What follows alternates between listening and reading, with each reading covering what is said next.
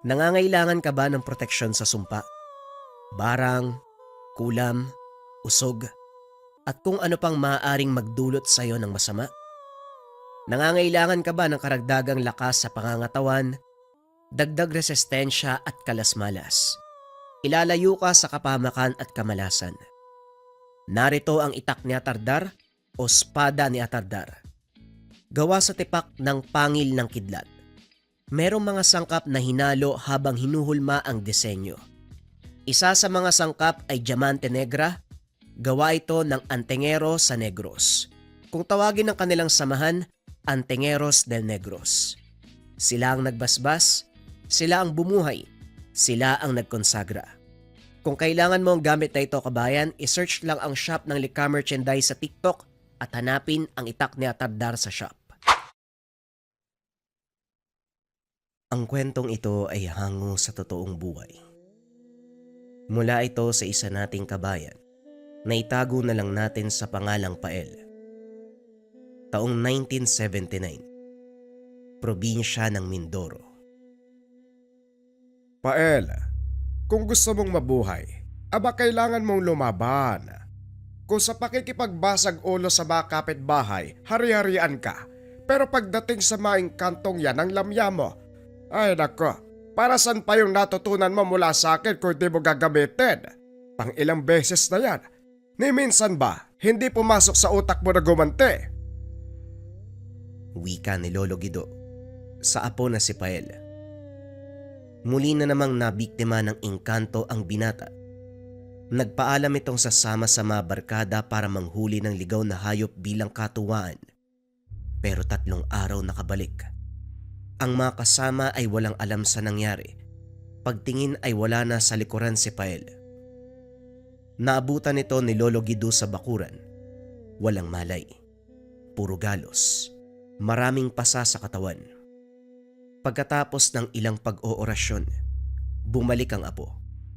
Wala siyang ibang pinagdududahan ng mabalitaang nawawala ang binata. Engkanto at mga nilalang ang pumasok sa isipan. Sa katunayan, hindi bago ang ganitong pangyayari dahil magmula nang humantong sa 13 taong gulang ang apo. Palagi nang nabibiktima ng mga engkanto. Hindi lang ito basta-basta na mga nilalang dahil ang katotohanan, ang iniingatang sandata ang pakay. Isang bagay tungkol sa katauhan ni Lolo Guido. Maliban sa pagiging herbal na manggagamot, isa siyang manunugis ng iba't ibang elemento. Ang tanging gamit, kambal na patalim o kambal kris. Minana pa ito sa mga ninuno. Ang bali-balita ay may gabay na engkanto. Bagay na hindi pa kumpirmado dahil sa loob ng mahabang panahon.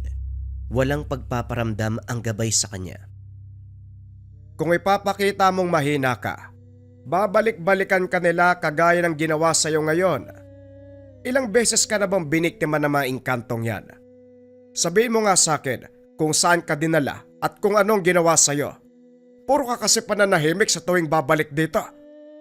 Pael, magsalita ka para malaman ko. Hindi na tumatalabang nilapat kong pangontra sa'yo. Nakukuha ka pa rin nila. Dahan-dahang bumangon si Pael mula sa pagkakahiga. Inalis sa mga dahon na nakatapal sa noo at dibdib. Lolo, bakit ba kasi ayaw mong ibigay sa mga engkanto ang Chris? Kung tutusin, marami tayong patalim dyan. May kutsilyo, may itak, may balisong. Ibigay mo na lang, Lolo. Yan lang ang palagi nilang hinihingi sa akin eh. Hindi naman nila ako gustong patayin. Ang tanging hangad nila, isuko mo ang sandata. Ihintayin nyo pa po bang may masamang mangyari sa akin bago nyo ibigay yan? Sa puntong ito ay nanahimik si Lolo Guido. Hindi inasahan ang sasabihin ng apo tungkol sa sandata. Napahinga ng malalim bago ito sumagot. Kung makapagsalita ka, parang walang mahalagang papel na ginagampanan ng mga Chris. Pael, naiintindihan ko na may mga bagay kang dapat matutunan. Pero alam mo sa iyong sarili kung para saan ang sandata. Bakit parang andali sa iyong isuko? Lolo, ang gusto ko lang naman ay matahimik na tayo. Matigil na ang panggugulo ng mga engkanto. Hindi lilipas ang taon na hindi ako nabibiktima ng mga yan eh. Kayo, bakit parang ang hirap sa inyo na isuko ang Chris? Pinapahalagaan nyo kaysa sa sariling apo. Ako buhay ang nakataya, samantalang hamak na patalim lang ang Chris. Kadugo nyo ako lolo. Nahihirapan kayo magpasya para sa akin ah. Hindi naman sa ganon. Ay nako, pasensya na kung ganyan ang pagkakaintindi mo. Pero sinisiguro ko, may malalim akong dahilan para hindi ibigay ang Chris sa kung sino mang elemento o nilalang na nagdanais. Malalim na dahilan. Sabihin niyo po sa akin lolo para maunawaan ko. Hindi yung ganito. Nangangapa ako ng kasagutan sa tuwing binibiktima na maingganto. Nagbuntong hininga si Lolo Guido. Inisip ng mabuti kung ito ba ang tamang oras para sabihin ng apo. Kilala niya ang ugali ni Pael kapag may bagay na ayaw ay hindi mapipilit. Hindi ko pwedeng isuko sa kahit na sino ang Chris dahil sa angkan natin ito nabibilang. Walang ibang hahawak ng sandatang ito kung hindi tayo lang. Ako, ikaw, at ang susunod na henerasyon ng pamilya natin. Tayo ang nakatakda at siguradong alam mo na ikaw ang susunod na hawak nito. Diretsyong napatingin si Pael kay Lolo Guido. Hindi dahil nabigla, kundi dahil napag-usapan na nila ang tungkol dito. Sandali lang lolo. Akala ko ba malinaw na ang sinabi ko nung nakaraan? Hindi po akong susunod sa yapak nyo bilang tagapangalaga ng mga Chris. Dahil malayong malayo ang interes ko sa mga ganitong bagay. At isa pa, hindi ko kailanman pinangarap na manugis at mamuksa ng kung anong nilalang. Payapang buhay ang hangad ko lolo. Hindi komplikadong pakikipagsapalaran sa iba't ibang elemento. Sa ikalawang pagkakataon napabuntong hininga si Lolo Guido. Bata pa lamang si Pael napapansin na ang kakayahan. Hindi man aminin ng binata. Nararamdaman niyang may potensyal ito pagdating sa ganong larangan. Ang kulang na lang, pukawin ang atensyon at interes. Subalit hindi magiging madali dahil buo na ang pagpapasya. Hindi bale na. Darating ang araw ikaw mismo makikiusap sa akin. Siguradong babalik ka rin sa inaayawan mong tungkulin. Pagsapit ng gabi, hindi mapakali ang matanda. Paulit-ulit ang pagpaparamdam ng engkanto. Hindi lang isa, 3 ang nasa paligid. Dali-daling nag-abang sa may pintuan si Lolo Guido. Bit-bit ang mga pangontra. Nakanda na rin ang itak para sa pakikipaglaban. Hindi nagtagal. Unti-unting napansin ang paggapang ng mga baging patungo sa tahanan. Sinundan pa ng may hinang tawa mula sa iba't ibang boses. Eto na naman tayo. Walang nagbago. Ganito pa rin ang ginagawa niyong atake. Nagsimulang sakupin ng mga baging ang buong pintuan. Tinaga niya ito. Pero sa paglipas ng mga segundo mas lalong kumakapal. Nahirapan na si Lolo Guido dahil sa pagkapit ito sa kanyang binti. Ilang sandali pa, 3 tao ang lumitaw sa harapan. Magandang gabi sa'yo, Guido. Matagal na magmula nang huli tayong nagkita. Kamusta ka? Balita ko hanggang sa ngayon nagmamatigas ka pa rin. Bakit ba ayaw mong isuko mga Chris? Walang halaga ang apo mong si Pael. Hindi na mabilang ang pambibiktima namin sa kanya, pero wala kang pakialam. Wala siyang pagmamahal para sa apo. Ang tanging nasa isip niya, maduktungan ang linya ng mga tagapagmana ng Chris. Wika ng isa pang lalaki. Bakit hindi mo na lang aminin sa apo mo ang katotohanan na wala kang pakialam sa kanya? Tama ang sinabi ng aking kasama. Kung meron kang pagmamahal para sa binata, ibibigay mo sa amin ang sandata.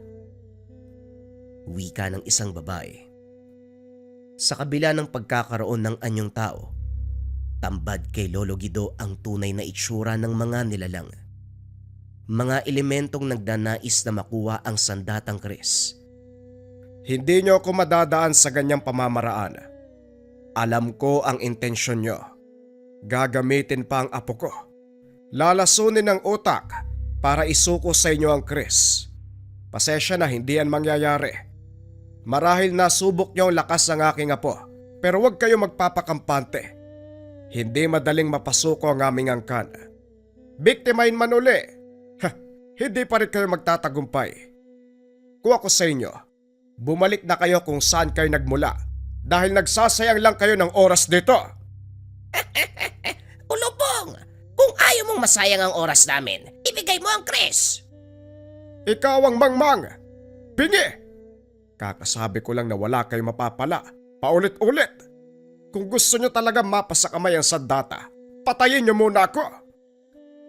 Humagalpak sa kakatawa ang tatlong nilalang. Sa katunayan, walang laban si Lolo Guido sa kadailanang nagmula sa lahi ng mga ito. Ang sinasabing gabay na engkanto ng mga Chris. Nag-iingat lamang ang mga gustong kumuha ng sandata. Hindi nagpaparamdam ang mga gabay. Pero nangangamba sila na baka kapag sinaktan si Lolo Guido, dito magpakita ang dalawang bantay. Ito, alam mo sa iyong sarili na wala kang laban sa amin. Huwag ka nang sumubok. Mas mabuting isuko mo na para hindi na humaba ang sitwasyon. Mahina talaga ang utak mo, no? Paulit-ulit. Alam nyo na ang tungkol dito. Ang kalahi nyo mismo ang nagbasbas sa aming angkan na kamilangan siyang hahawak ng sandata at walang sino man sa inyo ang maaaring kumuha. Siguro naman, hindi nyo nakalimutan ang kasunduan. Matagal nang hindi nagpapakita si Turan. Ang engkantong gabay ng sandata. Nararapat lang na maibalik sa amin ng mga Chris. Ibigay mo sa amin yan dahil napupuno na kami. Huwag nyo akong pagbantaan dahil kahit anong kaguluhan pa ang dalhin nyo sa aking bakuran, handa ko lumaban. Kapala, ano magagawa nyo? Gayong walang bisa ang iyong kapangyarihan dahil sumasapi lamang kayo sa katawan ng mga taong may hina. Matanong ko nga din, kaninong katawan ba ang ginamit nyo sa pagkakataong ito? Nung huli, nagbabalat kayo mga paslit. Ngayon matanda, binata at dalaga. Ito na ang huling babala namin. Kung ayaw mong ibigay ang mga Chris ng maayos, mapipilitan kaming gumamit ng dahas. Hindi mo yan magugustuhan. Mas mabuti kung ganon. Laban kong laban.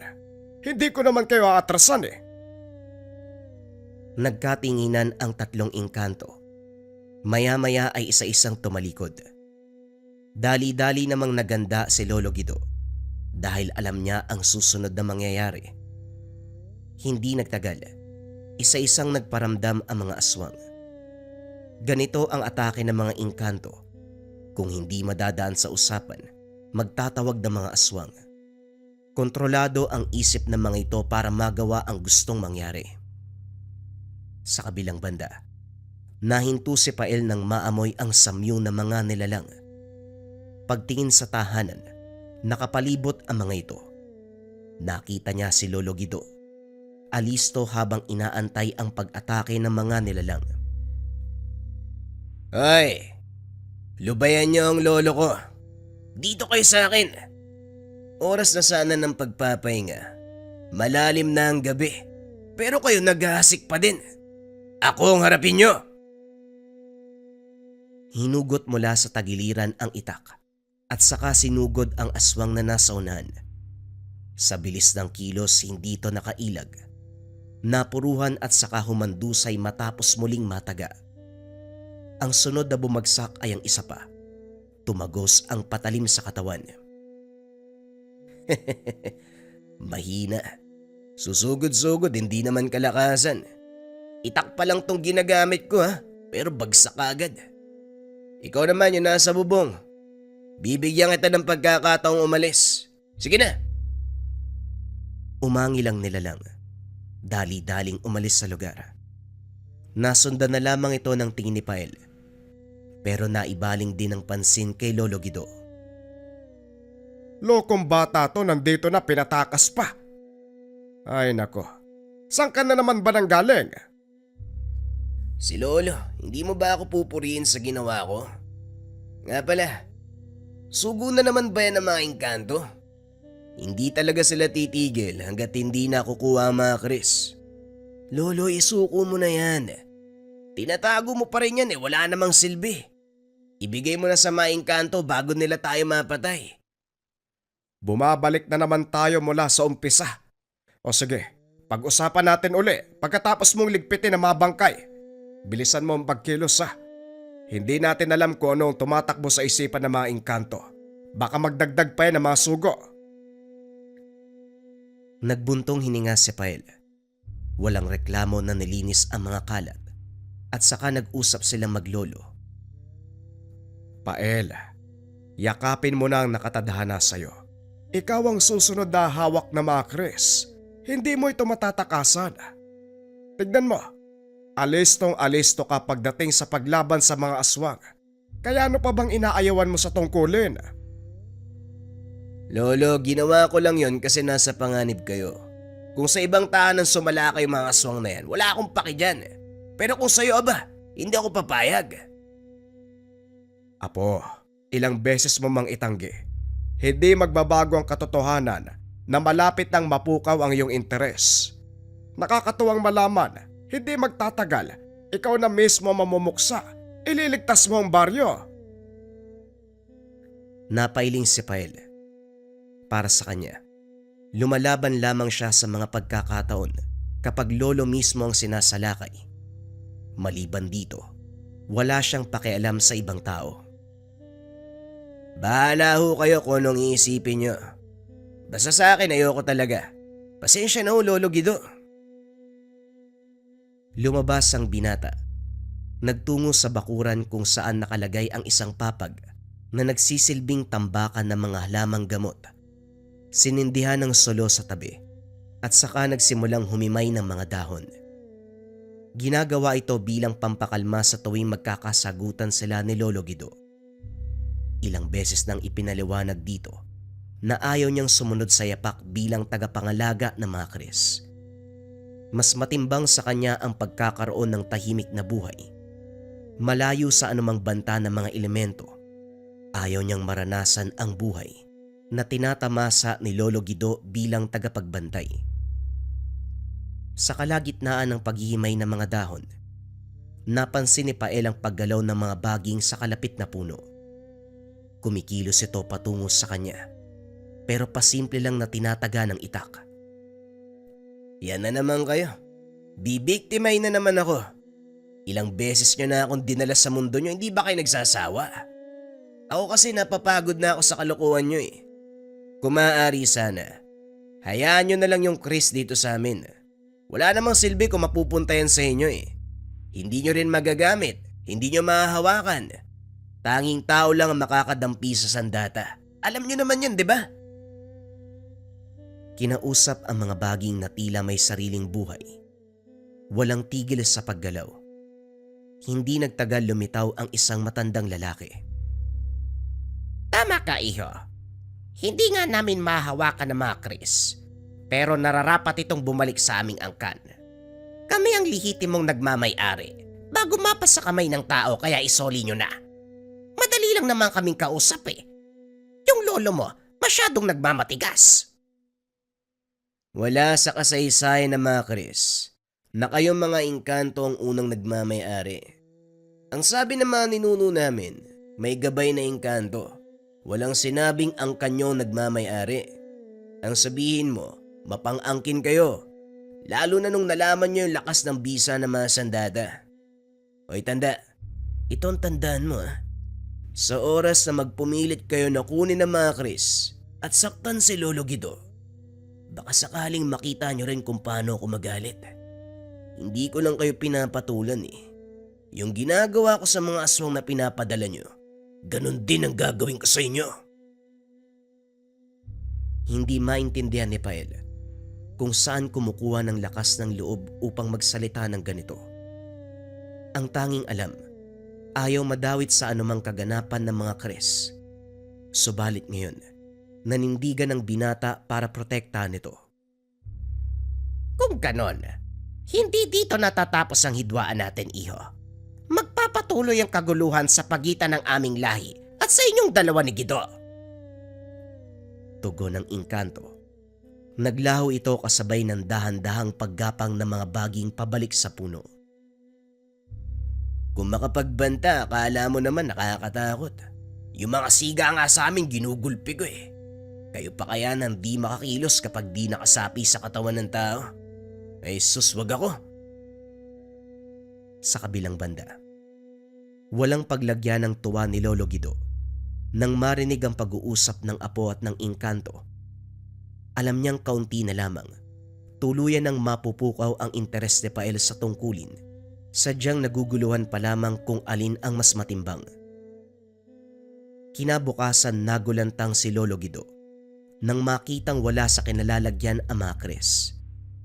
Dali-dali siyang lumabas, pero muli ring pumasok nang marinig ang boses ni Pael mula sa kabilang kwarto.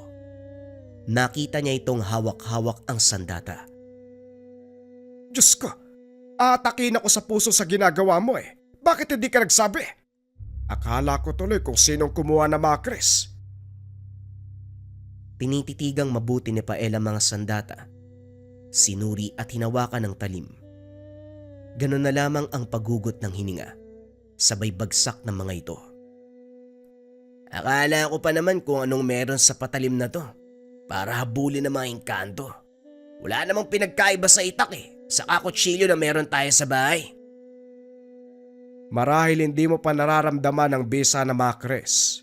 Pero sa puntong makikipaglaban ka gamit yan, malalaman mo ang lakas. Pael, ibalik mo ang mga kres sa lalagyan.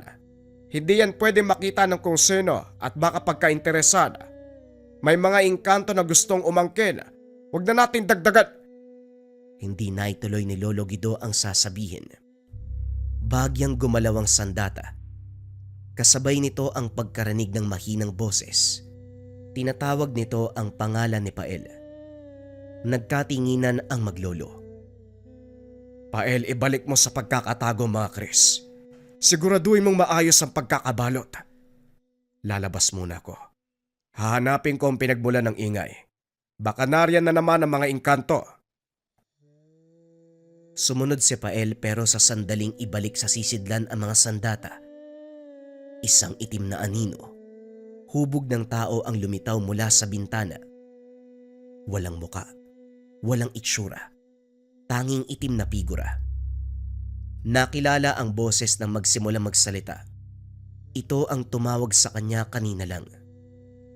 Kumusta, Pael?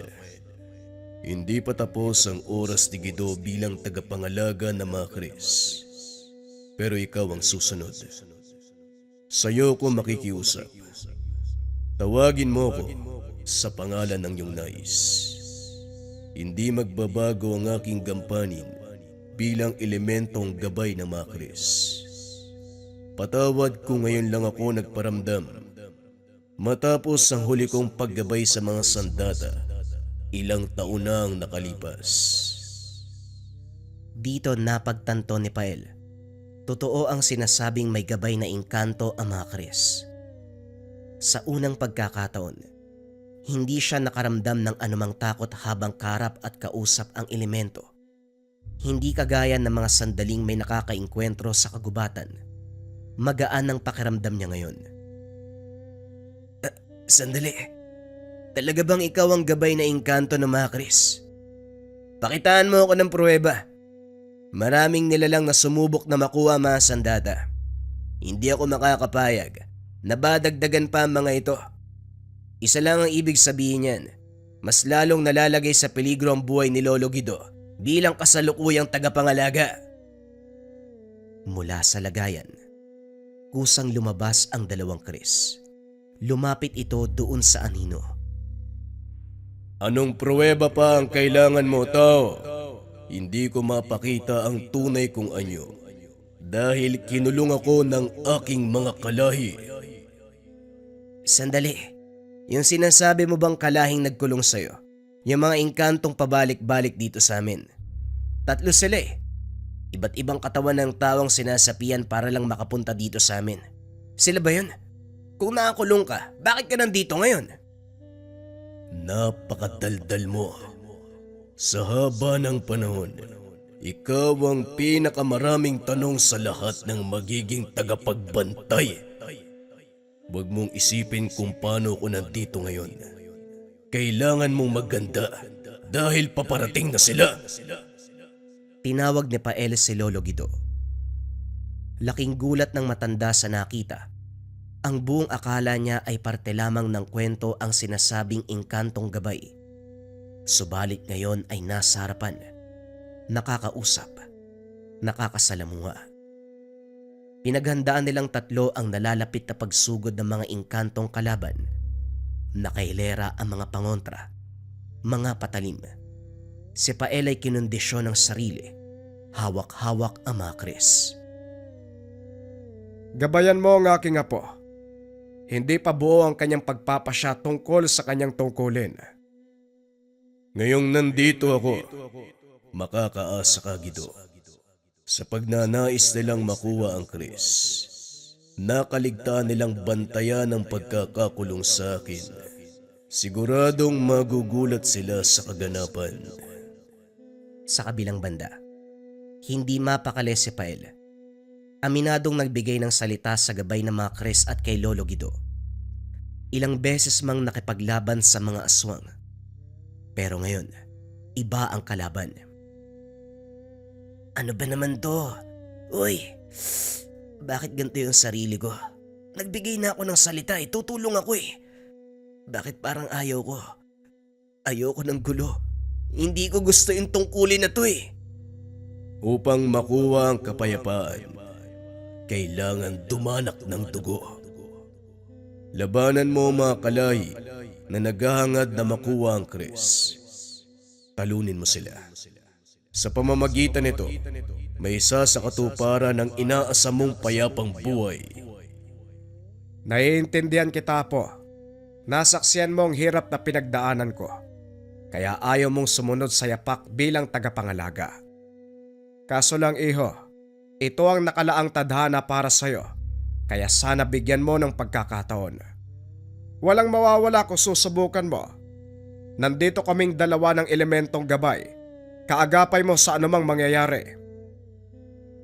Nag-aalangan man, wala nang ibang pagpipilian si Pael. O sige, gusto ko nang matapos to para wala nang manggulo kay Lolo. Kahit ako ilang ulit ng biniktima ng mga yan eh. Lolo, elementong gabay. May pagdadalawang isip ako pero tama kayo. Walang mawawala kung susubukan ko. Hawak ang kris. Naramdaman nila ang puwersang dumadaloy mula sa sandata papunta sa katawan ng binata. Dumating na ang mga nilalang.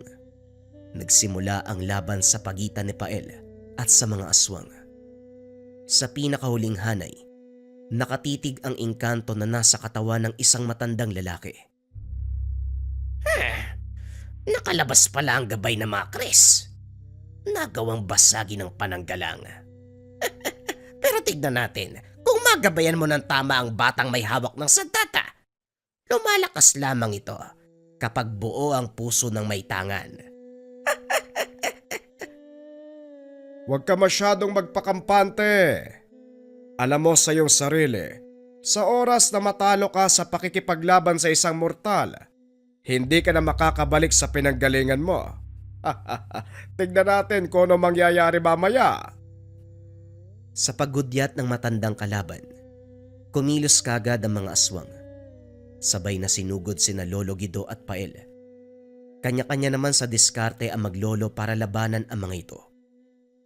Ginamit ni Lolo Guido ang mga langis at itak. Mabilis niyang napapabagsak ang mga nilalang. Saboy ng langis at tarak ng patalim. Samantala, kasabay ng paggamit ni Pael ng kris, ay ang paghambalos ng lakas ng elementong gabay. Rumirehistro sa isipan ng binata ang susunod na kilos ng mga kalaban, kaya madali niyang nakokontra. Sa bawat paglatay ng sandata, maraming nilalang ang bumabagsak. Samot-saring daing at angil ang kumalat sa lugar. Kalaunan ay walang natira. Isang engkanto na lamang na nagtatago sa katawan ng matandang lalaki. At sa likod ng matandang ito, dalawang itim na elemento ang gumagalaw. Laking gulat ni Pael dahil biglang nawala ang itim na mga elemento nang magsaboy ng lakas ang kanyang gabay. Oh, anong nangyari sa mga kasama mo? Biglang nawala. Tama ang sinabi ni Lolo Guido kanina. Ito na ang huling oras mo. Meron ka bang gustong sabihin bago mawala? Makikita ang takot sa engkanto. Dahan-dahan pang umatras. Kaso nga lang hinarangan ng elementong gabay. Ang pagnanais ng sobra, hindi maganda. Binigyan ka ng mataas na uri ng lakas sa ating mundo, pero hindi ka na kontento. Naway magsilbing babala sa lahat ng mga engkanto ang kalapastangan ng ginawa mo. Isang usok ang lumabas sa katawan ng matandang lalaki. Nagpakita ang tunay na anyo nito. Isang nilalang na hugis tao ang figura, ngunit ang kanyang balat maihahalin tulad sa ugat ng mga puno. Hindi na nagdalawang isip pa si Pael. Buong puwersang ginamit ang dalawang kris. Pinatay ang nilalang. Kitang-kita ng tatlo kung paanong nalusaw ang buong katawan nito hanggang sa maglaho sa hangin. Lumipas sa mga araw gaya ng sinabi ng elementong gabay na isa katuparan ang kapayapaang hinahangad sa oras na matalo ang engkanto. Nagkatotoo at unti-unting naranasan ni Pael. Nagpatuloy sa panggagamot si Lolo Guido dahil wala nang nanggagambala na asikaso ang lahat ng pasyente. Sa kabilang banda, naguguluhan si Pael kung ano ang susundin.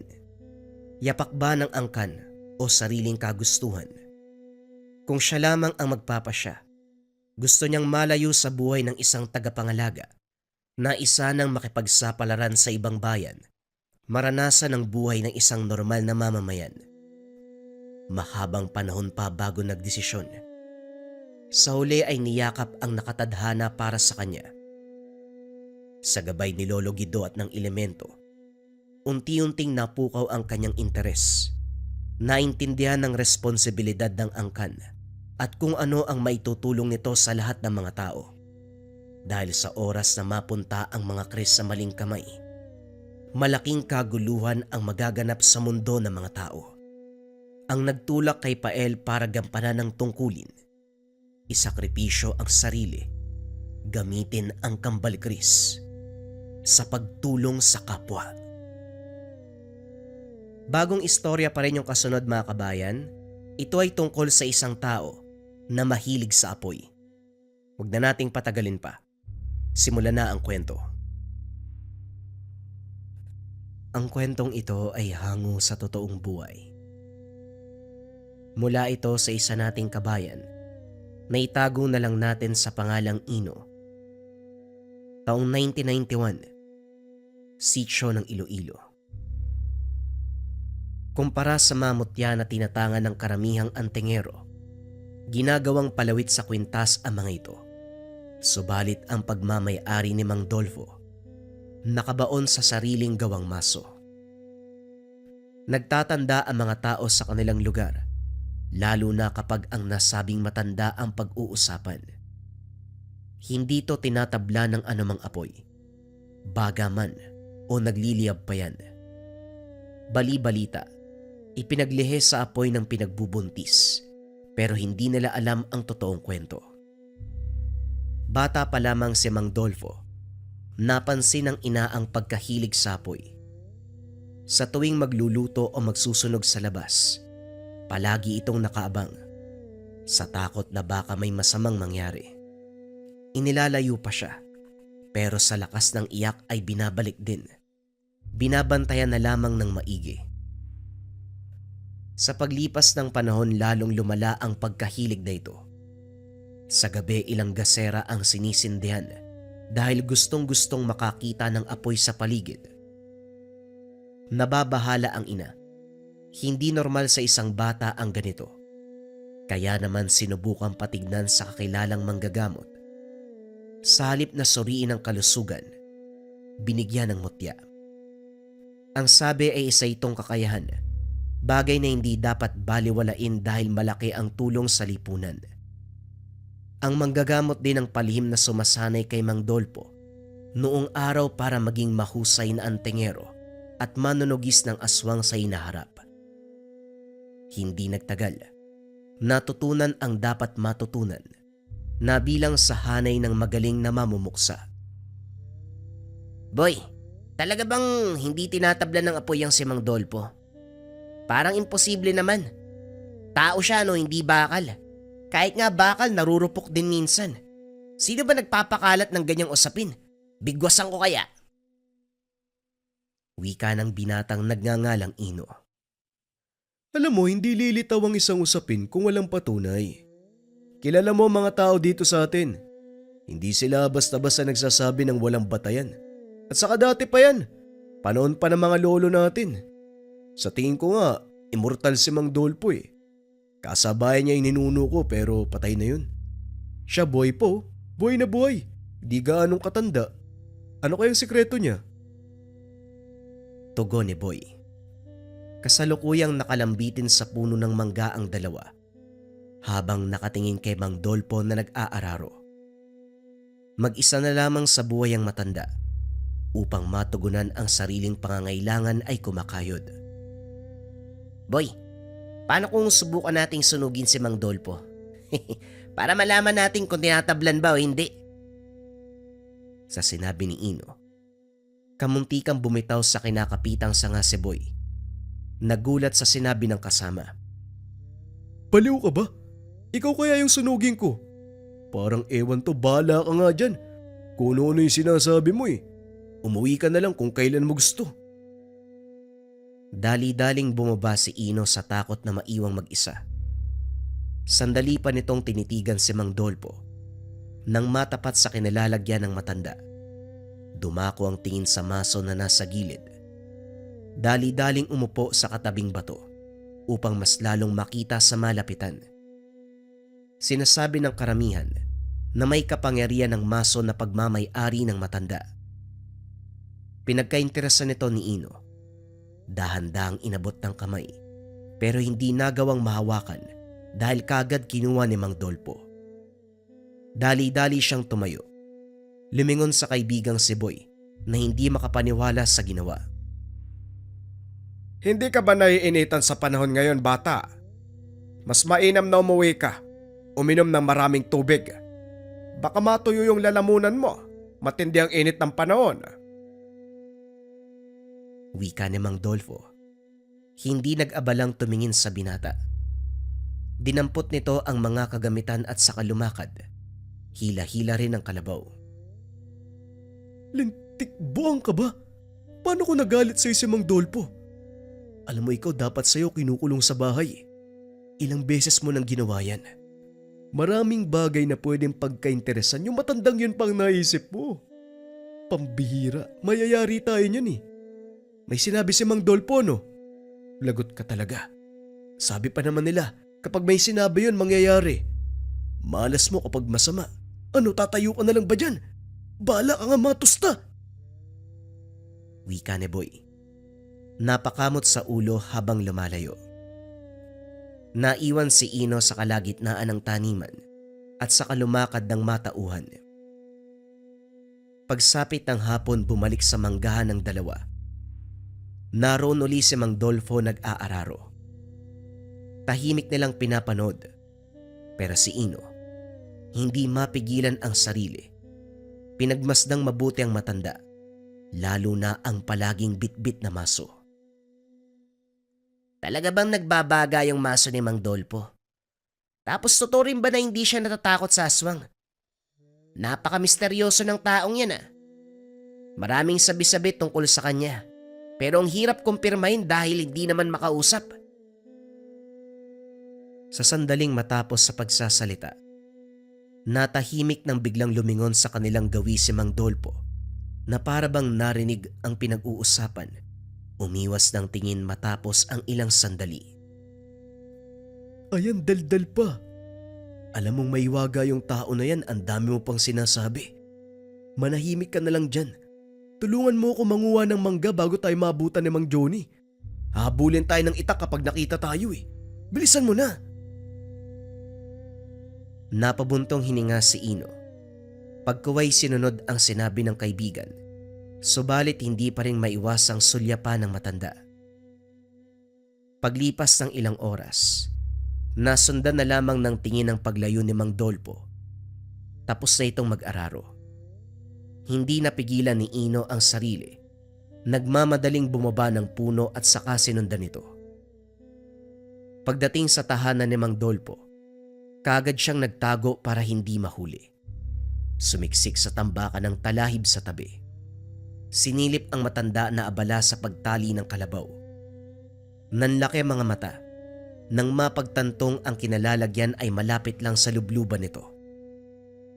Nang magsimulang sumampa sa putik ang kalabaw, napapikit na lamang dahil natalsikan. Sa sandaling umalis ang matanda ay saka siya lumabas. Nagmamadaling lumayo, sabay kuha ng mga dahon para pahiran ang mantsa ng putik. Nako naman kung kailan nakapwesto, saka naman may ganito. Bakit ba hindi ko napansin ang lubluban na yan? Naramihan tuloy. Oo nga naman, bakit nga ba? Sa laki niyan imposibleng hindi makita. Sandali, ikaw yung bata doon sa taniman Hanggang dito ba sa tahanan nakasunod ka? Ay nako bata, hindi ako naghahanap ng aampunin kaya umalis ka na Napalundag sa gulat si Ino. Hindi inasahan na mauhuli ng matanda. Mang Dolpo, kayo po pala. Nagtanong lang ako, napipi ka na. Nautal na. Bata, hindi mo kailangan mataranta. Ano bang sadya mo sa akin? Bihira akong humarap sa tao kaya bilisan mo. Napahugot ng hininga si Ino. Pinakalma ang sarili habang nag-iisip kung paano magsasalita sa harapan ng matanda. Sa puntong ito, seryoso, diretso ang mga mata na nakatitig. Magpapaalam lang po sana kung pwedeng hiramin ng kalabaw. Napagpasyahan kasi namin ni Boy na aralin ng pag-aararo para may magawa. Alam niyo naman po, di ba?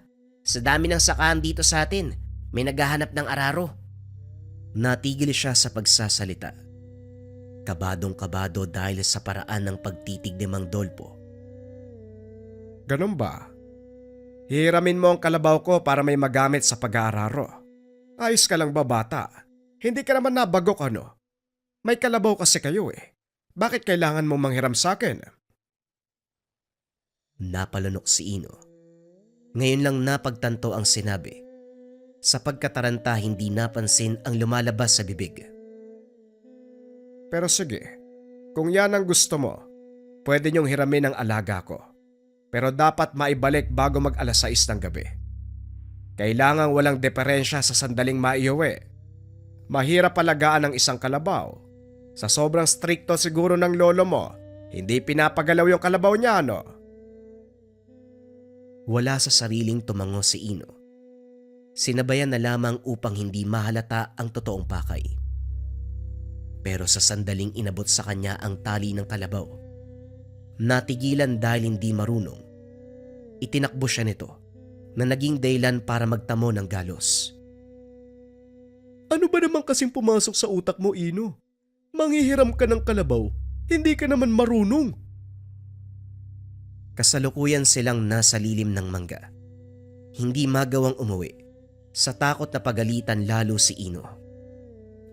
Malay ko ba na magiging ganito yung pagsunod ko kay Mang Dolpo?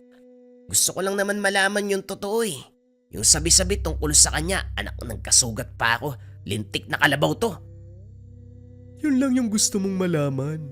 Bakit ba kasi gusto mong malaman yung tungkol kay Mang Dolpo? Hindi pa ba sapat sa iyo yung mga kwento? Naiiba ang matandang yun kumpara sa ordinaryo, kaya huwag ka nang magtaka. Napahama ka tuloy sa katigasan ng ulo mo. Huwag ka pang tumigil, tignan mo. Hindi lang yan ang aabutin mo. Nanguha siya ng iilang dahon ng agonoy, dinikdik, at saka inabot kay Ino para igamot sa sugat. Malala ang natamo bandang tuhod. Sa kakulitan mo, ikaw tuloy yung inararo ng kalabaw. Sana magtanda ka na. Bilisan mong paggamot dyan. Sasauli mo pa yan Hiram ng hiram, di naman marunong humawak. Patuloy ang paninermo ni Boy. Pero dahil ayaw na ni Ino, siya na ang nagsauli. Bago sumapit ang dilim, nasa harapan ng tahanan ni Mang Dolpo ang dalawa. Hindi na ito naglikot at dahil maalam si Boy sa ganitong klase ng hayop, naging maayos ang pagbalik nila. Habang inaantay na matapos ang pagtali ni Mang Dolpo sa alaga, sinasamantala ni Ino ang pagkakataon na masilip ang loob ng tahanan. Dumiretso sa pagsilip sa bintana, sinuring maigi ang bawat sulok hanggang sa madako ang tingin sa maso na nakapatong sa mesa. Sa pagkakataong ito, malinaw na nakita ang kumikislap na bato sa gitna. Tinitigang mabuti pero hindi tumagal dahil nahuli ng matanda. Masyado yatang mausisa ang kaibigan mo. Bata, mas mabuting umalis na kayo.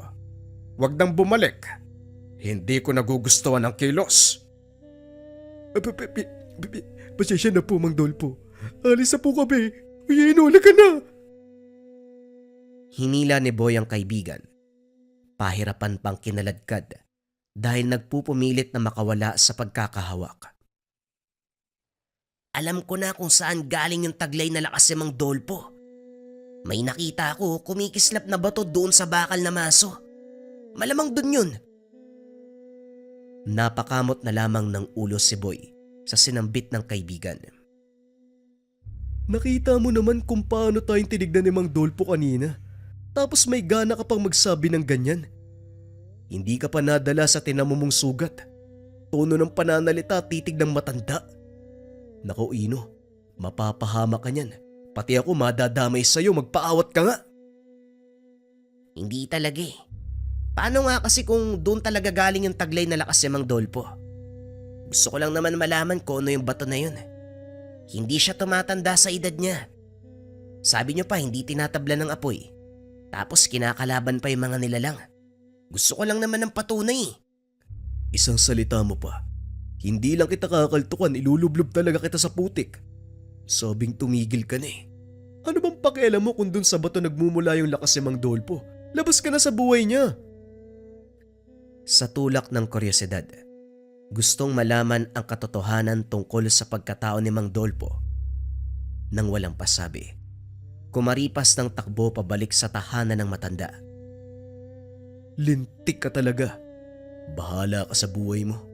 Labas na ako kung ano man ang kahihinatnan ng katigasan ng ulo mo. Wika ni Boy. Umuwi na rin nang hindi na matanaw ang kaibigan. Sa kabilang banda, matyagang nag-abang si Ino sa paglabas si Mang Dolpo. Inabot siya ng ilang oras, pero hindi pa rin sumuko kahit inaantok. Nagising din ng diwa nang makitang nagmamadali itong lumabas bitbitang maso. Sa sobrang bilis ng pagtakbo, hindi na halos maabutan ng matanda. Kung hindi lang naririnig ang daing ng isang nilalang, tuluyang maliligaw sa kagubatan.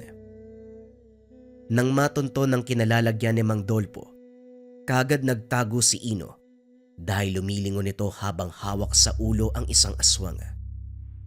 Dahan-dahan itong lumayo sa takot. Ilang sandali pa, hinampas ng maso ang nilalang hanggang sa madurog ang ulo.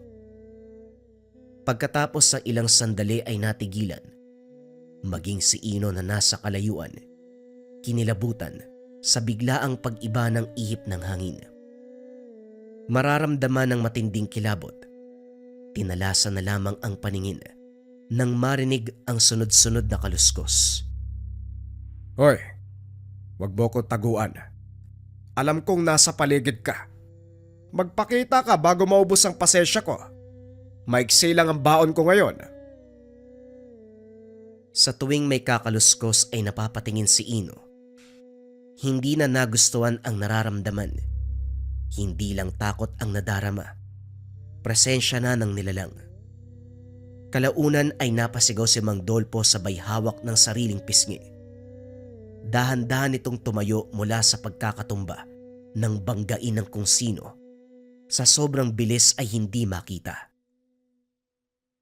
Yan na naman ang pakulo. Walang nagbago sa lahi nyo. Papahirapan pa akong mahuli. Mamamatay din naman sa dulo. Maging patas ka. Dumito ka, magtuos tayo. Muling kumaluskos. Sa pagkakataong ito ay kumilos na ang matanda. Hinanap sa paligid ang pinagmumula ng ingay. Dali-dali namang sumiksik sa nagyayabungang damo sa tabi si Ino upang maiwasang mahuli. Sinuri ni Mang Dolpo ang bawat sulok ng gubat. Hinahampas ng maso ang mayayabong na damo. Ilang maliliit na puno na rin ang natumba matapos tamaan. Wala sa sariling napadasal si Ino dahil nasa tapat na ang matanda. Paubos na ang pasensya ko. Kaya lumabas ka. Huwag mong intayin na ako pa makahanap sa'yo. Hindi mo magugustuhan ang gagawin ko, bata! Natulala si Ino sa huling sinabi ng matanda. Naguguluhan kung sino ang hinahanap nito. Ang nilalang na kumakaluskos o siya ba na nagtatago? Bibilangan kita. At kapag hindi ka pa lumabas, pasensyahan tayo. 1, 2, 3. Kagad lumingon si Mang Dolpo nang mapansin ang kaluskos sa likuran. Bumungad ang mabangis na aswang. Sinangga ito ni Mang Dolpo gamit ang maso. Tumilapon sa katapat na puno ang nilalang. Dumadaing ito pero nakuha pa ring bumangon. Muling sumalakay pero tumilapon lang din. Pambihira. Kaya palang bigat ng pakiramdam ko mula kaninang hapon. 2 pa lang aswang na makakalaban. Bakit naman nagkasabay? Baka sa susunod na araw, wala na akong makalaban. 2 pa ang pagsalakay. Ano bang biniktima nyo ngayong gabi? Tanong ni Mang Dolfo. Kinakausap ang aswang ng normal. Umangil ito. Sabay kalmot sa mukha ng matanda. Napatras siya. Hindi naman nasugatan pero nararamdaman pa rin ang sakit. Dito na bumigay ng todo ang nilalang. Patuloy sa pagsugod hanggang sa hindi na nakabawi si Mang Dolpo. Ilang ulit binalibag. Isinangga na lamang ang mga braso na walang tigil sa pagkalmot ng halimaw. Sa kabilang banda, hindi makakilos si Ino sa kinalalagyan. Titig na titig sa nangyayaring sagupan pero walang magawa kahit ilang ulit na sumagi sa isip na tulungan ang matanda. Nang tumagal, biglang dumako ang tingin sa bote at posporo sa damo. Nakita niya itong bitbit ni Mang Dolpo kanina. Sinadya itong itabi. Mas lalong naguluhan kung ano ang gagawin. Nang pagbaling dito, napabaluktot na lamang sa lupa habang walang tigil na kinakalmot ng aswang. Bala na nga. Mang Dolpo, saluhin niyo po! Dali-daling tumayo si Ino. Dinampot ang maso pero kagad nabitawan ng maramdaman ng init. Sabay na napalingon sa kanya si Mang Dolpo at ang aswang. Wala na siyang panahon para indahin ang paso. Kumilos ang matanda. Napigilan ang halimaw bago siya maabot. Mas mabuti sana kung dumapa ka na lang. Etong batang to, umaga o gabi ikaw ang palagi nakikita ko. Hanggang dito sinundan mo ko. Umalis ka na! Mas lalong nabuhay ang kuryosidad ni Ino. Dinampot nito ang maso. Bumalik ang matanda sa pakikipagtuo sa aswang. Nakabawi na, pero mas naging agresibo ang nilalang. Sa sandaling tumilapon sa kalayuan si Mang Dolpo, si Ino naman ang nataranta dahil sa kanya bumaling ang atensyon ng aswang. Nagmamadaling tumakbo, napasubsob ng maabutan. Pagkadapa, hindi na kumilos sa takot sa kung ano ang mangyayari, pero dumaing ng maramdaman ang pagkalmot nito. Sugatan na ang likuran. Sandali lang. Ako ang kalaban mo kaya dumito ka. Dinadamay pa ang bata. Ikaw naman bata ka. Pakiusap umalis ka na bago pa lumala ang sitwasyon. Sa kabila ng pagtamo ng sugat, nakahinga ng maluwag dahil sa pagbalik ni Mang Dolpo. Hinilan nito palayo ang aswang at walang tigil na hinambalos ng maso. Ibinuhos ng matanda ang buong lakas hanggang sa mawasak ang bungo nito. Hindi pa huminto. Sa puntong iyon ay dibdib naman ang dinurog. Makalipas ang ilang sandali ay natapos na ang sagupan. Gumapang si Mang Dolpo sa kalapit na puno. Doon sumandal. Nagpahinga sa sobrang pagod. Ano, nasaktan ka ba bata? Sabi sa'yo huwag ka masyadong magpapadala sa kuryosidad. Dati ko pa napapansin yung tinginan mo sa akin, pero hindi ko pinuna sa pag-aakalang hanggang doon lang. Hindi ko inaasahan na aabot tayo sa puntong to. Halika nga dito, tignan natin yung sugat mo. Dahan-dahang lumapit si Ino. Paika-ika dahil sa lala ng hapdi. Yan ang napala mo. Interesadong-interesado sa buhay ng iba. Tignan mo, nakatanggap ko tuloy ng kalmot mula sa aswang. Alam mo ba na pwede kang maging katulad nila sa simpleng sugat lang? Nanlaki ang mga mata ni Ino sa pangamba. Buwat sa sinabi ni Mang Dolpo. Sa takot ay napatitig na lamang. Karamihan sa pasyente ng kakilala kong manggagamot, nayayanggaw dahil sa nakuha nilang sugat mula sa nilalang. Nadadaan pa naman sa gamutan, pero may bahid na ang pagkatao.